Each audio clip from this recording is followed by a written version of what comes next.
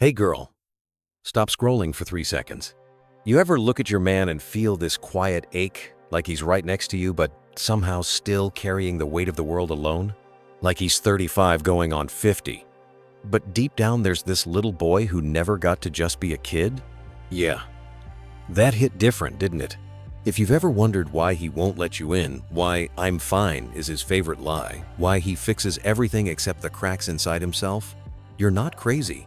You're not too much. You're just loving someone who had to grow up way too damn fast. In the next few minutes, I'm dropping the 7 dead giveaway signs that you're with exactly that guy, and the one thing you can do that might finally let him breathe. Trust me. By the end of this, you'll either feel seen like never before, or you'll realize it's time to stop mothering a man who never got to be a child. Either way, your heart's about to make a lot more sense. Stay with me. You're going to want to hear every single word. Chapter 1. The weight on his shoulders. Hyper. Independence as a love language. Imagine this. You're sick in bed, fever, coughing, the whole drama. You text him, "Babe, can you grab me some soup on your way home?" 10 minutes later, he replies, "I'm good. I already ate. Feel better." And you just stare at the phone like, did he really just leave me here to die with a can of cold beans? Or picture moving day. You're both carrying boxes into the new place. You're sweating, dying, and you ask, "Hey, can you call your boys to help?" He laughs like you told the world's worst joke and says, "Nah, we got this." 6 hours later, he's half dead on the couch, back destroyed, but he'll swear up and down he didn't need help. Girl, that's not pride. That's pain wearing a superhero cape. Let me tell you about my friend Mia. She dated this guy, Alex. Tall, quiet, could fix anything with his hands. First month together, her car broke down at 1 a.m. in the middle of nowhere. She called him crying. He drove an hour, fixed it in the rain, no jacket, refused the tow truck she offered to pay for. She kept saying, "Baby, let someone help you for once." He just smiled and said, "I'm used to handling things." Fast forward 2 years. Mia finds out Alex grew up with a dad who walked out and a mom who worked 3 jobs. By age 10, he was paying the light bill with birthday money from grandma. By 12, he was cooking for his little sister every night. Asking for help? That meant someone could get taken away. That meant the whole house might fall apart. So when he tells you, "I got it," for the 100th time, he's not trying to be cold. He's 8 years old again, standing on a chair to reach the stove, praying the food stamps last till Friday. That hyper-independence you're dating? It's not a flex. It's survival armor he never learned how to take off. And the craziest part? The same guy who won't let you carry the groceries will carry every single one of your problems on his back without blinking. Because in his world, love looks like never letting the people he cares about feel the panic he felt. But here's what kills me. He'll fix your life all day long, yet he won't let you fix him a sandwich when he's running on 2 hours of sleep, because letting you help feels like failing you. If that sounds familiar, comment, "I felt this right now." I see you. And if you're ready to understand why he pushes you away the second he actually needs you, stick around for Chapter 2. Because once you see the little boy behind the "I'm fine," everything changes. Hit that like button if your man has ever said, "I don't need anybody," while looking like he secretly needs the biggest hug of his life. And subscribe with the bell on, because next chapter we're talking about why "I'm fine" is the biggest lie he tells you and himself. I love you guys. See you in the next one. Chapter 2. "I'm fine" is his native language. Emotional stoicism and the fear of vulnerability. Close your eyes for 5 seconds and picture this. You ask him, "Baby, what's wrong?" He looks you dead in the eyes, zero emotion, and says, "Nothing. I'm fine." But his jaw is tight, his shoulders are up to his ears, and you can literally feel the storm inside him. 2 hours later, he's quiet. 3 hours later, he's snapping at the dog for breathing too loud. You ask again, "Are you sure you're okay?" And boom, same 2 words. "I'm fine." Girl, that's not fine. That's a whole hurricane locked in a boy who is told crying makes you weak. Let me take you back to a guy I once knew, Jay. Jay was the funniest person in any room, always cracking jokes, always the life of the party. But one night we're all drinking and someone brings up childhood. The whole table gets quiet. Jay just stares at his drink and says, "My dad used to say big boys don't cry, so I stopped at 7. 7 years old, and he decided tears were a luxury he couldn't afford. Fast forward, Jay is 32, six-pack abs, good job, the perfect boyfriend on paper. But every time something hurts him, really hurts him, he disappears inside himself. His ex told me the day her grandma died, she came home crying. Jay hugged her, made tea, handled the funeral calls, and never shed one tear. She asked him, 'Aren't you sad too?' He smiled like a robot and said, 'I'm fine. I'm here for you.' He wasn't fine.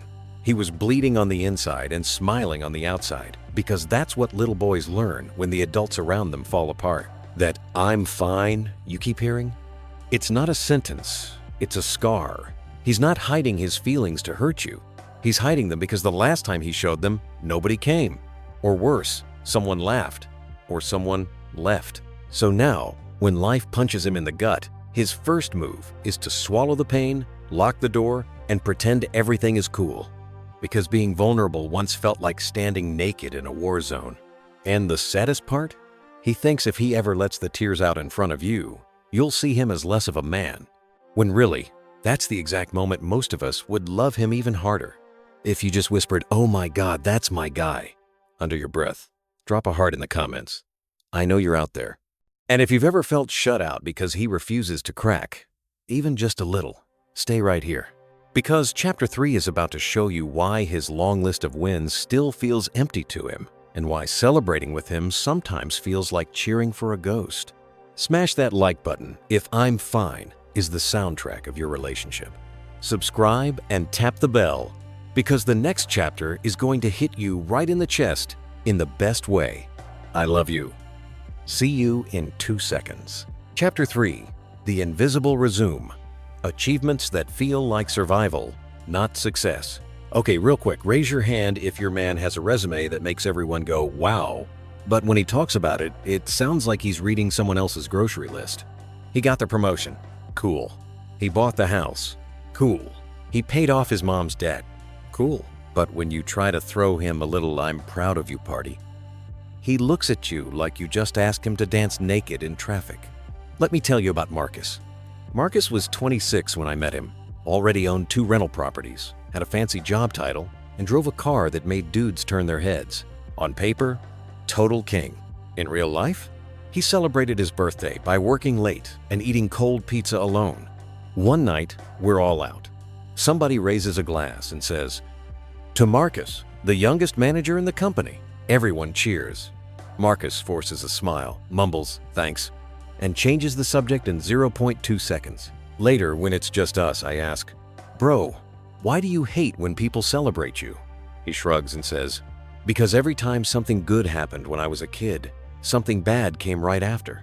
Celebrating feels like tempting the universe to take it all away again." Turns out, when Marcus was 9, he won the school spelling bee. Came home so excited. His mom hugged him, said they were going to get ice cream that weekend. That same night, his dad lost his job, and the family got evicted 2 weeks later.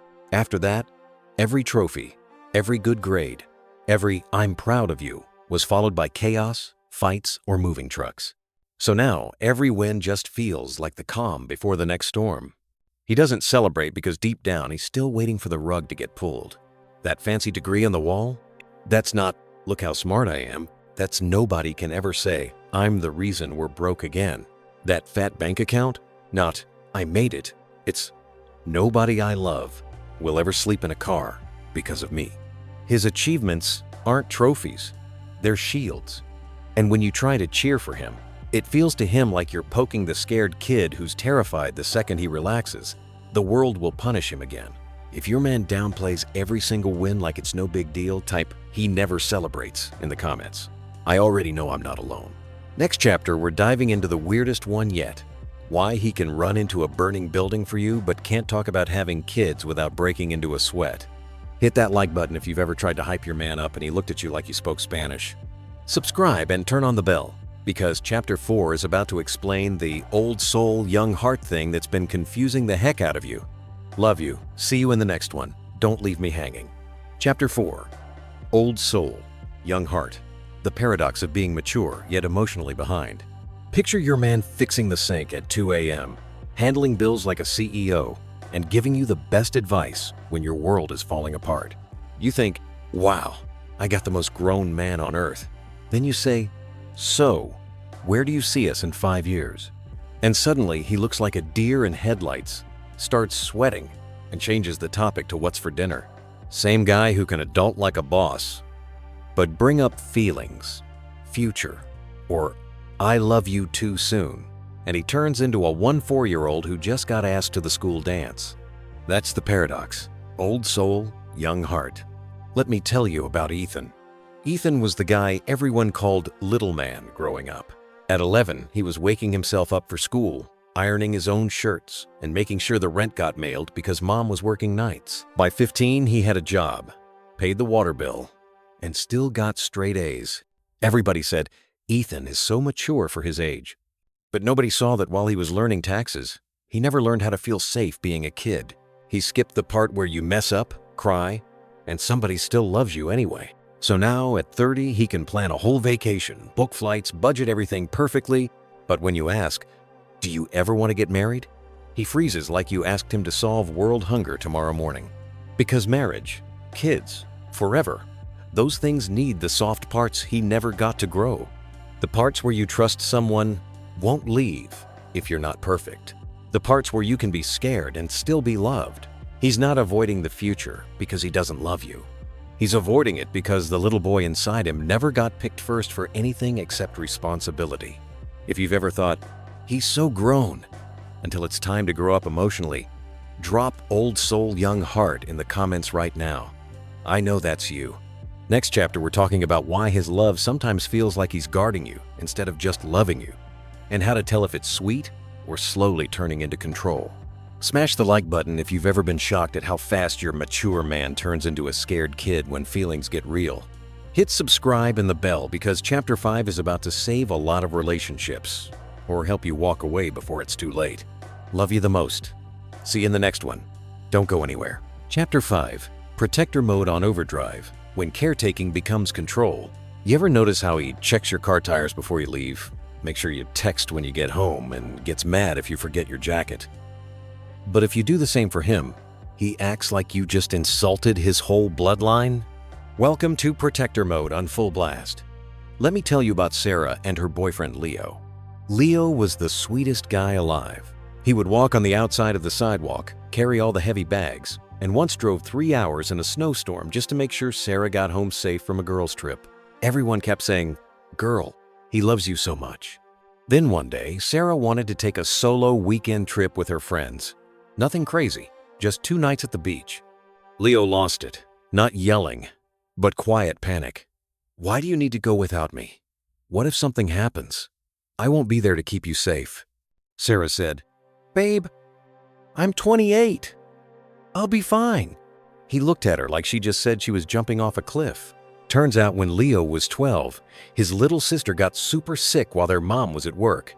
He was the one who found her on the floor. He called 911, rode in the ambulance, and sat in the hospital alone until mom showed up hours later. From that day on, his brain decided, if he's not in control, the people he loves can disappear. So now, every time Sarah tries to do something without him, that 12-year-old boy panics and thinks, if I don't watch her, she might not come back. His "I just want you safe" isn't always love talking. Sometimes it's terror wearing a hoodie. Real protection says, be careful, text me when you land, have fun. Overdrive protection says, if I can't see you, I can't breathe. If your man's love starts feeling like a seatbelt you can't take off, type "he protects too hard" in the comments. I see you, sis. Next chapter, we're talking about the one that breaks my heart every time. Why he thinks fun is dangerous, and why birthdays sometimes make him shut down completely. Hit that like button if you've ever felt smothered by someone who says it's because they care. Subscribe and tap the bell, because Chapter 6 is going to make you cry in the best way. I love you. Stay right here with me. Chapter 6. The allergy to childish things. Playfulness feels foreign and sometimes threatening. Tell me if this sounds familiar. You buy him a silly birthday hat, or you start a pillow fight, Or you blast his favorite old cartoon song in the car. You're laughing, feeling cute, and he freezes. Not mad, not laughing, just blank. Like you flipped a switch that says fun not allowed. Or worse, he gives that tight smile and says, "Babe, I'm too old for that stuff." That moment right there, that's a little boy who never got to be little. Let me tell you about Chris. Chris is 31, big beard, gym every day. Looks like he could fight a bear. One weekend we all went to an arcade for his birthday. Games, lights, tickets, the whole thing. Everyone screaming, playing air hockey, acting dumb. Chris just stood in the corner holding one drink the whole night, looking like he wanted to disappear. Later in the car, he finally said it quiet. "When I was 8, my friends came over for my birthday. We were playing tag in the yard, laughing so loud. My dad came home drunk, started yelling that we were too noisy and embarrassing him. He sent every kid home and grounded me for 2 weeks. I never had another birthday party after that. 8 years old. One day of being a normal, happy kid, and I got punished so hard he locked that kid in a box and threw away the key. So now, when you try to squirt him with a water gun or plan a surprise party, his body remembers, if I laugh too loud, if I act silly, something bad happens. Fun isn't fun to him. Fun feels dangerous. Because the last time he let himself be a child, the world slapped him across the face. That's why he can't do Disney movies without getting quiet. That's why he hates being tickled. That's why surprise hugs from behind sometimes make him stiff as a board. He's not boring. He's protecting the tiny version of himself that still believes joy gets taken away. If you just felt your heart crack open, drop "he hates fun" in the comments. I know I'm not the only one. Chapter 7 is the deepest one yet. We're finally talking about why he pulls away right when things get good, and why he tests you like you're going to leave any second. Hit that like button if you've ever tried to make him laugh and watched him shut down instead.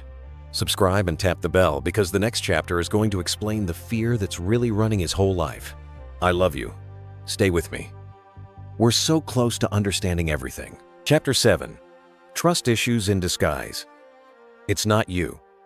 It's the 8-year-old who learned people leave. You ever feel like you're walking on eggshells in your own relationship? One day he's all in, calling you baby, planning trips, saying you're his forever. Next day you breathe wrong, and he goes ice cold. Short texts, "I'm busy," acting like you're strangers again. You sit there thinking, what did I do? Why is he punishing me? Sweetheart, you didn't do anything. You're just dating a man whose heart still believes love disappears the second you get too close. Let me tell you about David. David was the guy every girl wanted. Funny, hot, treated me like gold for weeks. Then one random Tuesday I told him, "I'm falling for you." He looked scared, said "cool," and ghosted me for 4 days. When he finally came back, he acted like nothing happened. I was hurt. I thought I scared him off. Turns out the truth was worse. When David was 8, his mom dropped him at his aunt's house, just for the weekend. Weekend turned into a month. Month turned into 2 years. She never came back to get him. No calls, no letters, nothing. 8-year-old David waited by the window every single Friday for a car that never showed up. So now, every time someone gets too close, every time love feels real, his brain screams, "Run first, or they'll leave you again." That hot and cold thing? That's not games. That's an 8-year-old testing if you'll still be there when he comes back. Those random fights he starts? He's checking if you'll stay and fight for him, or walk away like everyone else. When he says, "Do whatever you want," after you make plans without him, he's daring you to prove you won't disappear. It's not you. It's the little boy who learned that people who say, "I love you," can still vanish. If you're watching this with tears in your eyes going, "That's exactly him," type 8-year-old in the comments right now. I promise you're not alone. We have one final chapter coming. It's the one you've been waiting for. How to love him without losing yourself. And how to help that little boy finally feel safe enough to grow up.